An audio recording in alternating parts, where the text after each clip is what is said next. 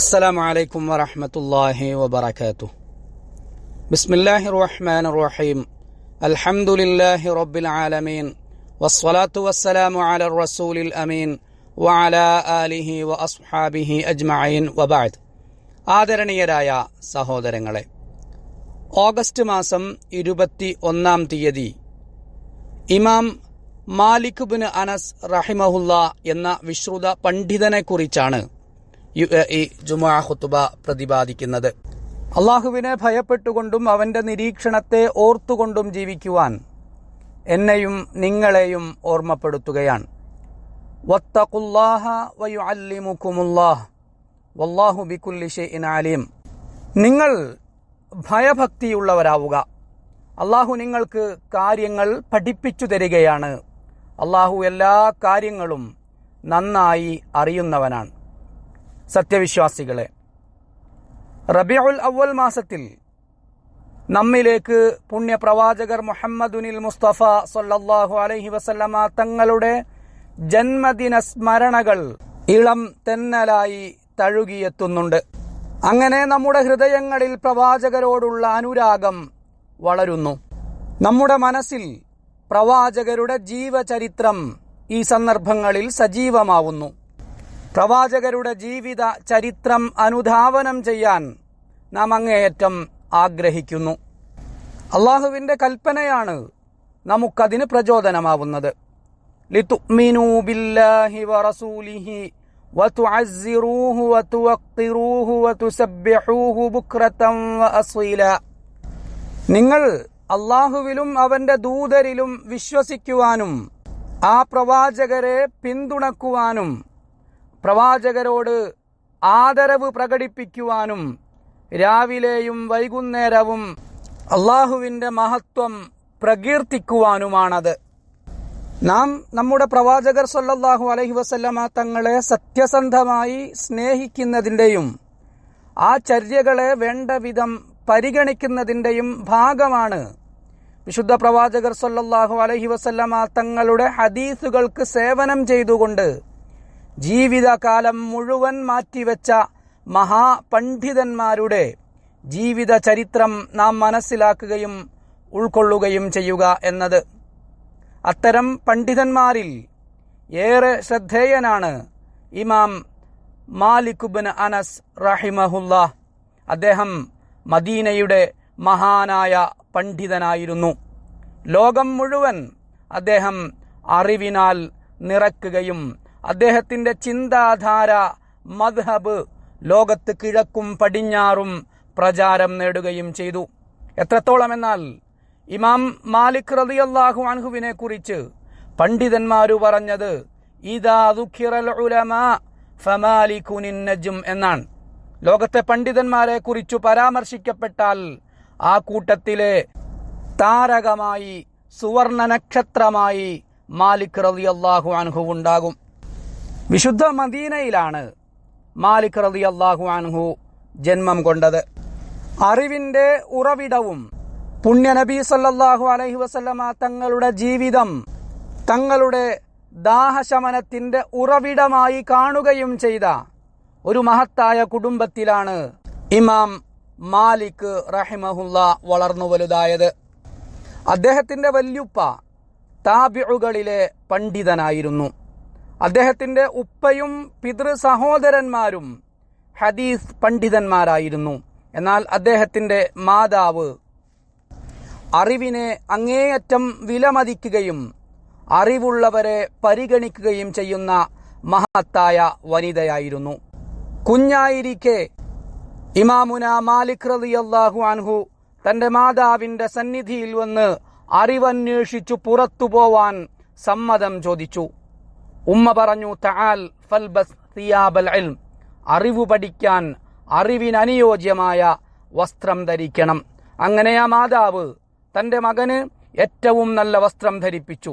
എന്നിട്ട് പറഞ്ഞു, ഇദ്ഹബ് ഫക്തുബിൽ ഇൽം. നീ പോയി അറിവ് പഠിക്കുക. വെറും പഠനമല്ല, പഠിക്കുന്നത് എഴുതി വെക്കുകയും വേണം. മാത്രമല്ല, മാതാവ് ആ മകനെ പറഞ്ഞയച്ചത് ആ കാലഘട്ടത്തിൽ അറിവിന്റെ തെളിമയാർന്ന ഉറവിടവും വിശ്വസ്തമായ കേന്ദ്രവുമായിരുന്ന റബീഅത്ത് ഇബ്നു അബി അബ്ദുറഹ്മാൻ എന്ന വിശ്രുത പണ്ഡിതനിലേക്കായിരുന്നു. എന്നിട്ട് ആ മാതാവ് മകനോട് വീണ്ടും പറഞ്ഞു, തഅല്ലം മിൻ അദബിഹി ഖബ്ല ഇൽമിഹി. റബീഅത്ത് ഇബ്നു അബി അബ്ദുറഹ്മാൻ എന്ന മഹാപണ്ഡിതനിൽ നിന്ന് അറിവ് പഠിച്ചെടുക്കാൻ ശ്രമിക്കുന്നതിനു മുമ്പ് അദ്ദേഹത്തിൽ നിന്ന് മര്യാദകളും അദബും പഠിക്കാൻ ശ്രമിക്കുക. അതുകൊണ്ടുതന്നെ ഇമാം മാലിക് റളിയല്ലാഹു അൻഹുവിന്റെ സ്വഭാവം സംശുദ്ധമായി. അദ്ദേഹത്തിന് നല്ല ഗ്രാഹ്യശേഷിയുണ്ടായി. പ്രവാചകർ സല്ലല്ലാഹു അലൈഹി വസല്ലമ തങ്ങളുടെ ഹദീസുകൾ അന്വേഷിക്കുവാനായി കുഞ്ഞുനാളിലെ ഇമാം മാലിക് സന്നദ്ധനായി റളിയല്ലാഹു അൻ. അതിനായി അദ്ദേഹം കഠിനാധ്വാനം ചെയ്യുകയും ആ ഹദീസുകൾ പഠിപ്പിക്കുന്നവരെ അങ്ങേയറ്റം ആദരിക്കുകയും ചെയ്തു. അദ്ദേഹം തന്നെ പറഞ്ഞിട്ടുണ്ട്, ഞാൻ എന്റെ ഗുരുവായ നാഫിഅ എന്നവരുടെ വീട്ടിലേക്ക് ഉച്ച സമയത്ത് പുറപ്പെടും. അപ്പോൾ കഠിനമായ വെയിലിൽ യാതൊരു തണലുമില്ലാതെ ഞാൻ അദ്ദേഹത്തിന്റെ വീടിനു പുറത്ത് കാത്തിരിക്കും. അദ്ദേഹം പുറത്തു വന്നാൽ പിന്നെയും ദീർഘസമയം ഞാൻ അദ്ദേഹത്തെ കാത്തിരിക്കും. അവസാനം ഞാൻ അദ്ദേഹത്തോട് ചെന്ന് സലാം പറയും. തുടർന്ന് ഞാൻ എന്റെ ചോദ്യങ്ങൾ ചോദിക്കുകയും അദ്ദേഹം എനിക്ക് മറുപടി തരികയും ചെയ്യും. ഈ ആത്മാർത്ഥതയും കഠിനാധ്വാനവും ഫലം ചെയ്തു. അങ്ങനെ മാലിക് റളിയല്ലാഹു അൻഹുവിന് അറിവിൽ ഇരുത്തം വന്നു. ആ കാലഘട്ടത്തിലെ 70-ലധികം പണ്ഡിതന്മാർ അദ്ദേഹം യോഗ്യനാണ് എന്ന് സാക്ഷ്യപ്പെടുത്തിയതിനു ശേഷം തന്റെ 21-ാം വയസ്സിൽ അദ്ദേഹം ഫത്വ നൽകാൻ ആരംഭിച്ചു. വിവിധ ദേശങ്ങളിൽ നിന്ന് ആളുകൾ അറിവന്വേഷിച്ച് അദ്ദേഹത്തെ തേടിയെത്തി. സത്യവിശ്വാസികളെ, ഇമാം മാലിക് റഹിമഹുല്ല വിശുദ്ധ പ്രവാചകരുടെ ഹദീസുകളെ അങ്ങേയറ്റം ബഹുമാനിക്കുകയും അവയിൽ സൂക്ഷ്മതയും കൃത്യതയും പാലിക്കുവാൻ പരമാവധി ശ്രമിക്കുകയും ചെയ്തു. ഒരു ഹദീസിന്റെ വിഷയത്തിൽ ഏതെങ്കിലും ഒരു കാര്യം അദ്ദേഹത്തിനു സംശയം തോന്നിയാൽ ആ ഹദീസിനെ പൂർണ്ണമായും അദ്ദേഹം വേണ്ടെന്നു വെച്ചു. കാരണം പ്രവാചകരിൽ നിന്ന് നാം ഉദ്ധരിക്കുന്ന കാര്യങ്ങൾ അങ്ങേയറ്റം സൂക്ഷ്മവും പരിശുദ്ധവുമായിരിക്കണമെന്ന് അദ്ദേഹത്തിന് നിർബന്ധമുണ്ടായിരുന്നു.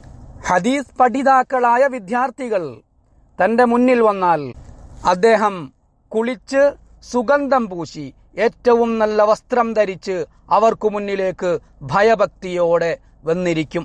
എന്നിട്ട് പറയും, ഉഹിബ്ബു അൻ ഉഅള്ളിമ ഹദീസ റസൂലില്ലാ, പ്രവാചകരുടെ ഹദീസുകളെ ബഹുമാനിക്കുന്നത് എനിക്കിഷ്ടമാണ്.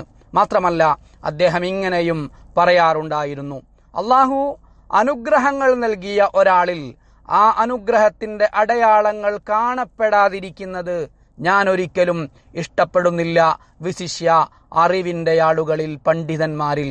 അത് അറിവിനോടുള്ള ബഹുമാനമാണ്. വിദ്യാർത്ഥികൾക്ക് അദ്ദേഹം നൽകാറുണ്ടായിരുന്ന മറ്റൊരു ഉപദേശം, ഹഖ്ഖുൻ അലാ മൻ ത്വലബൽ ഇൽമ അൻ യകൂന ലഹു വഖാറുൻ വസകീനത്തുൻ വഖശ്യത്തുൻ എന്നതാണ്. അറിവ് അന്വേഷിക്കുന്ന ഓരോരുത്തരിലും ഗാംഭീര്യമുണ്ടാവണം, ശാന്തതയുണ്ടാവണം, ഭയഭക്തിയുണ്ടാവണം. അതുകൊണ്ടുതന്നെ അദ്ദേഹത്തിന്റെ അറിവ് മജ്ലിസുകൾ ഗാംഭീര്യവും അറിവും ഒത്തുചേരുന്നവയായിരുന്നു.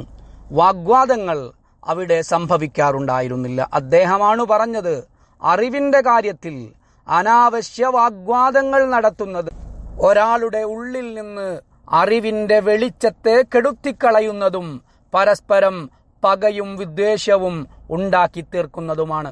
തന്റെ വിദ്യാർത്ഥികളോട് ഇമാം മാലിക് ഇങ്ങനെ പറയാറുണ്ടായിരുന്നു, മൻ റഫഅ സൗതഹു ഇൻദ ഹദീസി റസൂലില്ലാഹ് ഫകഅന്നമാ റഫഅ സൗതഹു ഫൗക സൗതി റസൂലില്ലാഹി സ്വല്ലല്ലാഹു അലൈഹി വസല്ലം. പുണ്യപ്രവാചകരുടെ ഹദീസ് പറയുന്ന വേദിയിൽ ശബ്ദമുയർത്തി സംസാരിക്കുന്നവൻ പുണ്യനബി സല്ലല്ലാഹു അലൈഹി വസല്ലമ തങ്ങളുടെ സന്നിധിയിൽ തന്നെ ശബ്ദമുയർത്തുന്നവനെ പോലെയാണ്. അതിന് ഉപോത്ബലകമായി അദ്ദേഹം തന്റെ വിദ്യാർത്ഥികളെ അള്ളാഹുവിന്റെ ഈ വചനം ഓർമ്മപ്പെടുത്തുമായിരുന്നു. യാ അയ്യുഹല്ലദീന ആമനു ലാ തർഫഉ അസ്വാതകും ഫൗക സൗത്തിൻ നബി. സത്യവിശ്വാസികളെ, നിങ്ങൾ പ്രവാചകരുടെ ശബ്ദത്തേക്കാൾ നിങ്ങളുടെ ശബ്ദമുയർത്തരുത്. സത്യവിശ്വാസികളെ, ഇമാം മാലിക് റഹിമഹുല്ല അറിവിന്റെയും ഫത്വയുടെയും പ്രാധാന്യം മനസ്സിലാക്കുകയും അത് അല്ലാഹുവിൽ നിന്നുള്ള അമാനത്താണ് എന്നുൾക്കൊള്ളുകയും ചെയ്തിരുന്നു. അദ്ദേഹം അല്ലാഹു നമ്മെ ഓർമ്മപ്പെടുത്തിയ ഉത്ബോധനം സദാ മനസ്സിൽ കൊണ്ടു നടക്കുന്നവരായിരുന്നു. യാ അയ്യുഹല്ലദീന ആമനൂ ലാ തഖൂനുല്ലാഹ വറസൂല വതഖൂനൂ അമാനാതികും വഅൻതും തഅലമൂൻ. സത്യവിശ്വാസികളെ, നിങ്ങൾ അല്ലാഹുവിനെയും അല്ലാഹുവിന്റെ ദൂതരെയും വഞ്ചിക്കരുത്. നിങ്ങളെ വിശ്വസിച്ചേൽപ്പിച്ച കാര്യങ്ങളിൽ നിങ്ങൾ അറിഞ്ഞുകൊണ്ട് വഞ്ചന ചെയ്യരുത്. ഒരു ദിവസം ഒരാൾ ഇമാം മാലിക് റളിയല്ലാഹു അൻഹുവിന്റെ സന്നിധിയിൽ വന്നുകൊണ്ട് ഒരു കാര്യം അന്വേഷിച്ചു. അദ്ദേഹം പറഞ്ഞു, അതെനിക്കറിയില്ല. വന്നയാൾ ഉടനെ മാലിക് റളിയല്ലാഹു അൻഹുവിനോട് പറഞ്ഞു, ഞാൻ വളരെ വിദൂരത്തു നിന്ന് അങ്ങയോട് ഇത് ചോദിക്കാൻ വേണ്ടി വന്നതാണ്. മാലിക് റളിയല്ലാഹു അൻഹു വീണ്ടും പറഞ്ഞു, ഫഅഖ്ബിർ ഖൗമക അന്നീ ലാ ഉഹ്സിനുഹ. അങ്ങോട്ട് തിരിച്ചു ചെന്ന് അവരോട് താങ്കൾ പറയണം, എനിക്കതറിയില്ലെന്ന്. സത്യവിശ്വാസികളെ, ഇതായിരുന്നു ഫത്വകളിൽ ഇമാം മാലിക് റഹിമഹുല്ലാഹ് കാണിച്ചിരുന്ന സൂക്ഷ്മതയും വിശ്വസ്തതയും അദ്ദേഹത്തിന്റെ ഉത്തരവാദിത്ത ബോധവും. എല്ലാ വിഷയങ്ങളിലും അള്ളാഹുവിൽ നിന്നുള്ള സഹായം ചോദിച്ചുകൊണ്ടാണ് അദ്ദേഹം ആരംഭിച്ചിരുന്നത്. ആരെങ്കിലും എന്തെങ്കിലും ചോദിച്ചാൽ ആ ചോദ്യം പൂർണ്ണമായി കേൾക്കുന്നതിന് മുമ്പ് തന്നെ അദ്ദേഹം ഇങ്ങനെ പറയുന്നത് പതിവായിരുന്നു, മാഷാ അല്ലാഹ് ലാ ഖുവത ഇല്ലാ ബില്ലാഹ്. തൻ്റെ ജീവിതകാലം മുഴുവൻ അറിവിനും അള്ളാഹുവിനെ വഴിപ്പെടുന്നതിനും വേണ്ടി അദ്ദേഹം വിനിയോഗിച്ചു. ഈ രണ്ടു കാര്യങ്ങളിലൂടെ തൻ്റെ രാവും പകലും അദ്ദേഹം സജീവമാക്കി. മക്കളോടും കുടുംബത്തോടും നല്ല സ്വഭാവത്തോടെയായിരുന്നു അദ്ദേഹം പെരുമാറിയിരുന്നത്. അതിനെക്കുറിച്ച് അദ്ദേഹം പറഞ്ഞത്, നാം കുടുംബത്തോട് നല്ല രീതിയിൽ പെരുമാറുമ്പോൾ അതിൽ അള്ളാഹുവിൻ്റെ തൃപ്തിയുണ്ട്, നമ്മുടെ സമ്പാദ്യത്തിൽ വർധനവുണ്ടാകും, മാത്രമല്ല നമുക്ക് അല്ലാഹു ദീർഘായുസ്സും നൽകും. തൻ്റെ മരണമാഗതമായപ്പോൾ ഷഹാദത്തുകൾ ഏറ്റുപറഞ്ഞ ശേഷം അദ്ദേഹം പറഞ്ഞത് ലില്ലാഹിൽ അംറു മിൻ ഖബ്ലു വമിൻ ബഅദു എന്നായിരുന്നു. അതായത് കാര്യങ്ങളെല്ലാം മുമ്പും ശേഷവും അള്ളാഹുവിലേക്കാണ്. ഹിജ്റയുടെ 199 വർഷം ഇതുപോലൊരു റബീഉൽ അവ്വലിലാണ് ഇമാം മാലിക് മദീനയിൽ വഫാത്താവുന്നത്.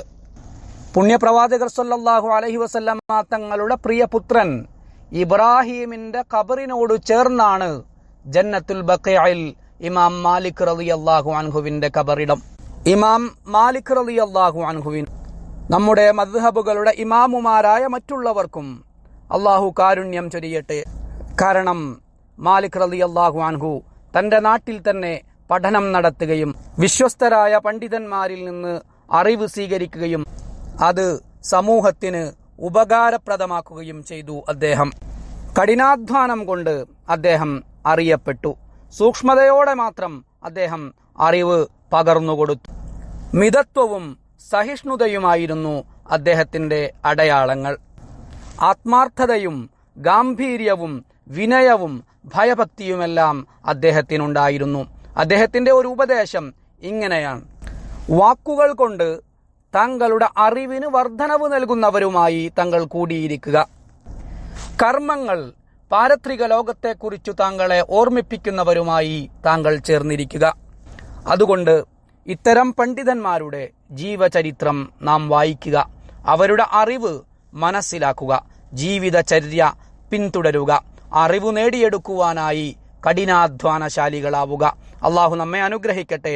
വസ്സലാമു അലൈക്കും വറഹ്മത്തുള്ളാഹി വബറകാതുഹു.